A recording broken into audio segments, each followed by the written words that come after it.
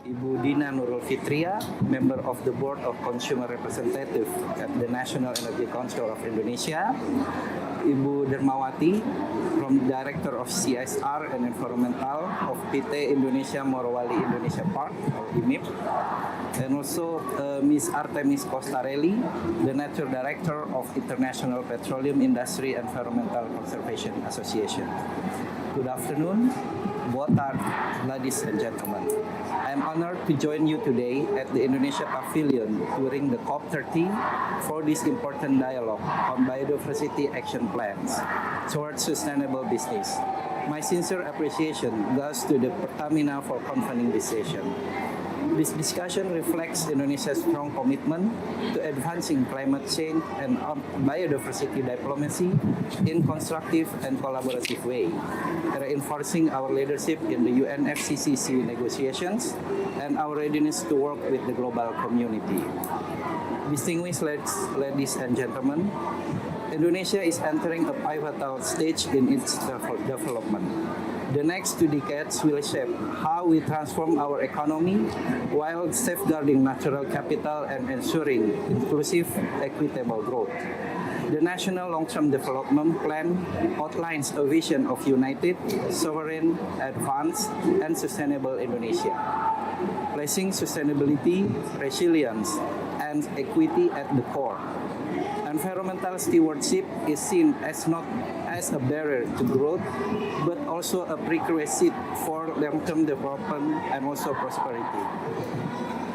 To realize this vision, climate action and biodiversity management are embedded in the Medium-Term Development Plan under the National Priority 2. Aligned with our NDC and the Indonesia Biodiversity Strategy and Action Plan, key indicators such as greenhouse gas emissions intensity reduction and biodiversity management index ensure the environmental goals are integrated into planning and budgeting toward Golden Indonesia 2045.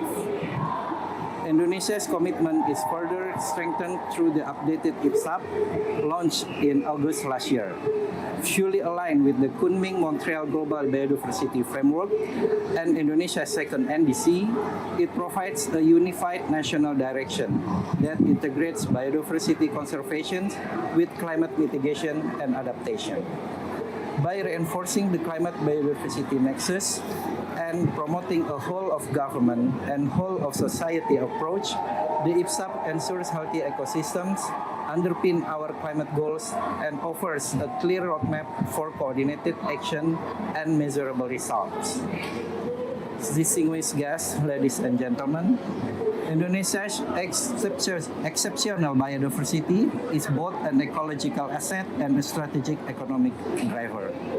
Protecting it supports innovation, new industries, and the growth of a nature-based economy.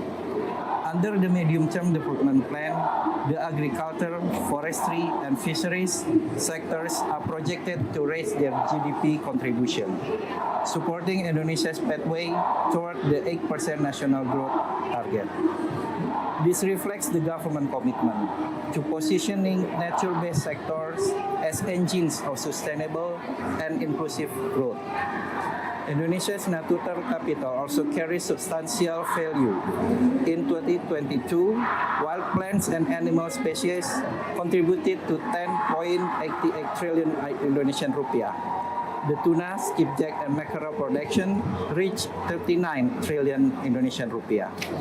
And the fishery sector generated over 32 billion US dollar annually. This number shows that investing in biodiversity is a strategic economic priority, strengthening resilience, competitiveness, and also long-term prosperity. Distinguished guests, ladies and gentlemen, recent analysis by the Asia Investor Group on climate change underscores the urgency of strengthening the climate biodiversity agenda for the private sector. The study shows that 53% of Asia-Pacific economy is highly dependent on nature, meaning business productivity, supply chain stability, and financial performance are directly shaped by ecosystem health. When nature degrades, disruption translates into operational risk, cost volatility, and also stranded assets, especially for companies whose value chains and raw materials rely on the natural capital. The biodiversity loss is therefore not only an environmental issue, but a core business risk. This finding highlights that businesses can no longer treat biodiversity as an externality. Dependence on ecosystem services such as water, soil fertility, pollination, coastal protection, and climate regulation means nature degradation threatens business continuity and long-term value. As scrutiny over nature-related risk grows, companies with extractive or high-impact models will face rising compliance costs, declining investor confidence, and greater exposure into the physical and transition risks. Conversely, companies that integrate biodiversity into procurement, supply chains, financial planning, and product development will strengthen their operations, competitiveness, and long-term resilience. To support sustainable business practices, Indonesia has established key instruments guiding the private sector. Mandatory sustainability reporting, enhanced transparency, and alignment with the ESG standards. The Indonesian Sustainability Taxonomy helps classify economic activities by environmental impact, encouraging low carbon and nature positive investments. The proper system publicly evaluates a corporate environmental performance, incentivizing continuous improvement. Together, these instruments ensure private sector growth aligns with Indonesia's long-term sustainability goals. Distinguished guests, ladies and gentlemen, a shift toward nature-positive business model is essential. Companies must move beyond simply minimizing harm by adopting sustainable resource practices, restoring ecosystems, deploying low-carbon and circular technologies, reducing emissions across their value chains, and investing in long-term resilience through innovations, advanced technologies, and data-driven environmental management. 3 strategic actions can guide these transitions. First, businesses should embed biodiversity in core decision-making by implementing biodiversity action plan that manage biodiversity risks across operations and supply chains. Second, companies must translate commitments into measurable, scientific-based actions, supported by transparent monitoring and reporting. Third, advancing nature-positive development requires deeper collaboration on scaling up nature finance and stronger governance. Mobilizing investment through blended finance, green and blue bonds, biodiversity credits, and ecosystem service payments together with the government, financial institutions, academia, civil society, and local communities will drive restoration, share risk, and integrate biodiversity into broader development strategies. This collaboration must also address the enabling condition for nature-positive action, including stronger regulation, policy alignment, capacity building, community empowerment, knowledge sharing, and technological support. Furthermore, Indonesia stands ready to strengthen international partnerships. We welcome collaboration in scaling nature-positive investments, strengthening sustainable and responsible value chains, and supporting community-driven economic models. Together, we can build a future where economic growth and environmental stewardship reinforce one another. Distinguished guests, ladies and gentlemen, to conclude, Indonesia's transition to a climate resilient and nature-positive sustainable economy requires more than government actions. The private sector plays a decisive role through its investment choices, resource management, and innovation. Biodiversity action plans will be a key link between national goals and corporate action, helping businesses stay competitive while supporting long-term national resilience. Let us move forward with a shared commitment to ensuring that economic progress strengthens the natural system that supports society. Nature positive development is not only achievable but essential for Indonesia's future and for global climate and biodiversity goals. Thank you. Terima kasih. Muito obrigado. And next, I'd like to invite Ibu Dina Nurul Fitria, who will share about mainstreaming nature into national energy policy.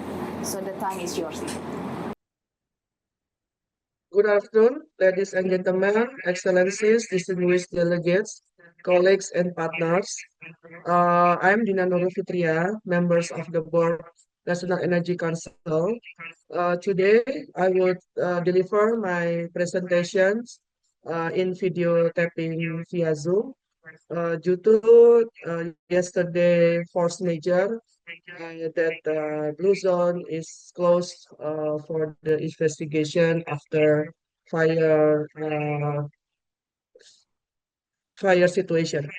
So my today presentation should be in mainstreaming nature into national energy policy.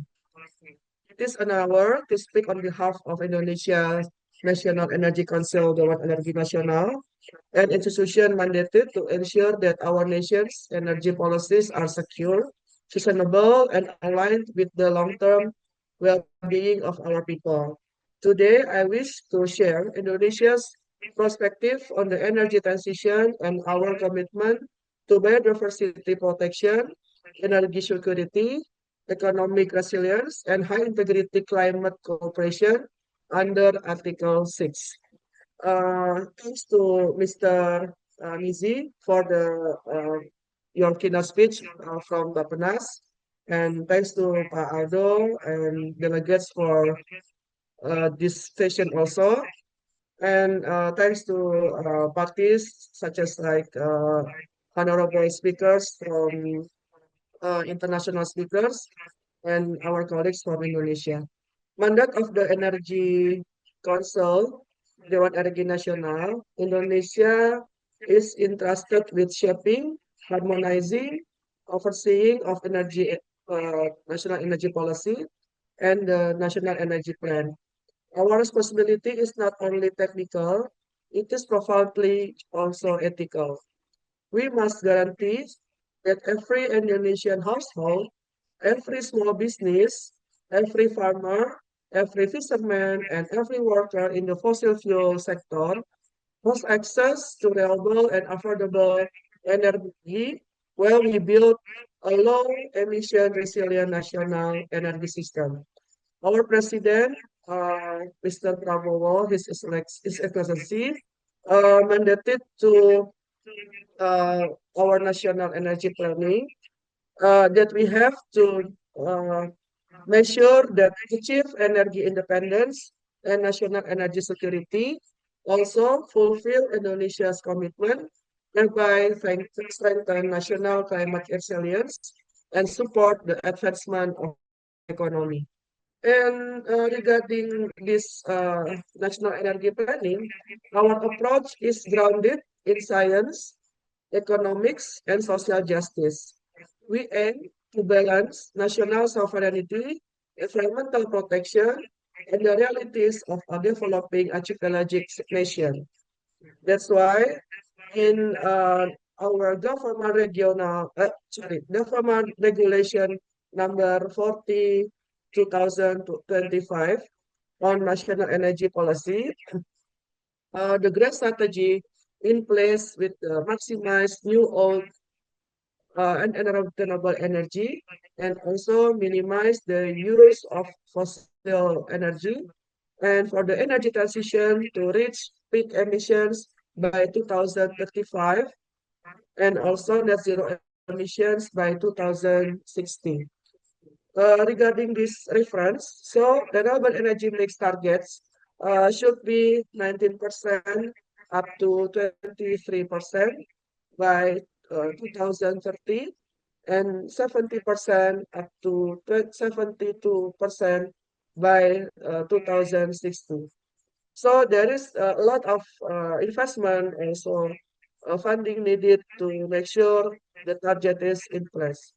So funding for energy sector decarbonization and energy resilience through national state budget, regional state budget, and other national and international sources coming through. So support for financing private entities and also compensation for state-owned enterprise that is mandated to Pertamina and also PLN in make sure the energy transition and energy resilience program in place. So preparation and improvement of human resources capacity in energy transition programs. And beside all above, the important things is international cooperation and diplomacy to strengthen Indonesia's energy leadership position. Energy transition should be maintained also for the biodiversity as a vital asset for the energy transition. Indonesia is one of the world's most biodiverse nations. Our forests, mangroves, peatlands, coastal ecosystems, and marine resources are not only national treasures, they are global climate stabilizers. Therefore, biodiversity is not an optional add-on to energy policy. It is an essential strategic foundation. As presentation mentioned, this one is such as like for wind and for the geothermal, we have the realizations targeted for ambitious targeted. This is 2,743 for geothermal and 1,052 for wind resources. That is the biodiversity side should be there. Protection is not optional add-on to energy policy. It is an essential strategic foundation. As we expand renewable energy, develop mineral-based industries, and modernize our grid, Indonesia is committed to avoiding trade-offs and would degrade high-value ecosystems. We are strengthening governance to ensure that land use decisions, licensing processes, and energy investment protect biodiversity, uphold community rights, and also minimize ecological fragmentation. We have also published and submitted the alignment of second NDC. So our National Energy Council uh, strive to align what is the second NDC targeted and also for the energy planning. So the nature-based solutions, forest protection, peatland restoration, coastal resilience are central pillars of our climate and energy pathway. In the LCCP low scenario or low national energy planning scenario and high national energy planning scenario, it shows that the level of GHG emissions in the energy sectors is still 129 million tons of CO2, where negative emissions from the forestry and land use sectors will be able to absorb to reach net zero emission in 2060 or sooner. The forestry sector has already not sink carbon in 2030. And that's why SIPO is current policy scenarios for CM1 of N. In this scenario, mitigation efforts are in accordance with domestic resource capabilities following historical trends between 2011 up to 2020 period, which increased during NDC implementation in 2020 up to 2030 period is extended to 2035. It is because our government targeted to aim with 8% economic growth. So it is assumed at in 2030 and 70% in 2035. So Indonesia's energy mix is undergoing a strategic transformation. Our goals are clearer: reduce carbon intensity, diversity our supply, strengthen domestic value chains, and ensure remains affordable and accessible for all. So to make sure that ambitious target in place, in national energy planning, government regulation number 40 year of 2025, we propose we regulate the carbon tax and performance based incentives or payment for GHG emissions reduction efforts in the energy sectors. The Article 83, the central government may impose carbon tax on the utilization of renewable energy to be implemented gradually with due consideration of social, economic, and environmental impacts. The imposition of the carbon tax shall be carried out in accordance with the laws and regulations in the field of taxation. Article 84, the central government, regional governments, hand in hand with the business entities, may obtain incentive or performance-based payments for efforts to reduce GHG emissions in the energy sector. And for the provision of incentives or performance-based payments for efforts to reduce GHG emissions in the energy sector should be implemented in accordance with the provisions of national energy planning and also laws and regulation in regional area. So regarding the collaboration in Article 6 implementation for the biodiversity impact, we here at the COP30, Indonesia proposed a framework for just and inclusive transition. As COP30 hosts promote the concept of solusi dialogue, so Indonesia sees strong alignment with our own vision. Balanced solutions emphasize equity, inclusion, indigenous leadership, and nature-based resilience. This principle resonate deeply with Indonesia's approach. So that's why we need the pentaholic approach.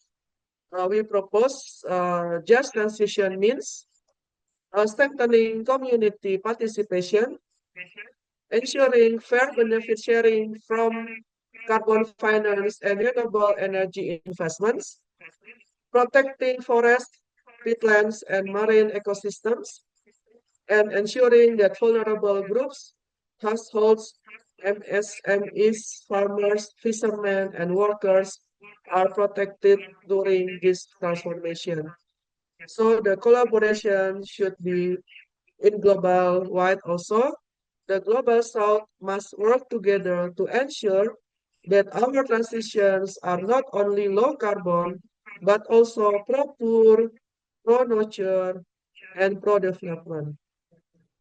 So we propose, Excellency, that energy transitions cannot succeed if it undermines national resilience. Indonesia approach clean energy not as a cost, but as investment in long-term security and prosperity. Indonesia optimize the utilization of energy and mineral resources as natural resources in a sustainable manner to make sure integrity in offsetting the remaining greenhouse gas emissions from the energy sector. So today in COP30, Indonesia stands ready to collaborate with global partners to mobilize finance, technology, and capacity building for genuine, measurable climate progress. We call for increased concessional finance for emerging economies, fair and predictable Article 6 rules, high integrity carbon market cooperation, and South-to-South partnerships that will elevate our collective capabilities. We believe that global climate solutions must not only reduce emissions, they must limit this, protect nature, and strengthen economic resilience. Excellencies, distinguished speakers, and participants, let me end the presentation because I have to catch up my flight right away. So, Indonesia's energy transition is not merely a climate agenda, it is national development agenda rooted in sovereignty, biodiversity protection, economic stability, and social justice. With strong governance, inclusive participation, and integrity-driven cooperation, we believe that Indonesia can of a just, resilient, and sustainable energy in the future. So I thank you. I look forward to our continued collaboration. Obrigado, de nada. Terima kasih. Thank you. All the best luck for us.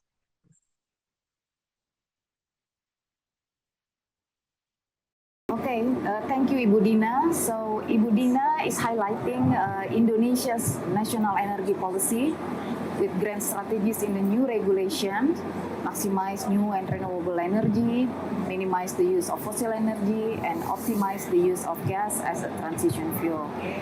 There is a need to achieve this energy self-sufficiency, but it shall be done without compromising Indonesia's biodiversity.